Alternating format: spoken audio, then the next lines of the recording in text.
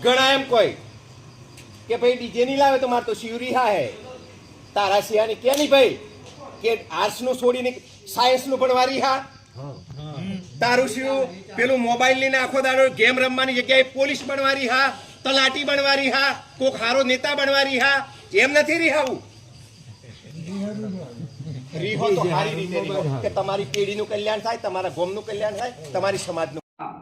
મહીસાગર જિલ્લાનું કુશળ નેતૃત્વ જેમને બીજી વાર ભારતીય જનતા પાર્ટીએ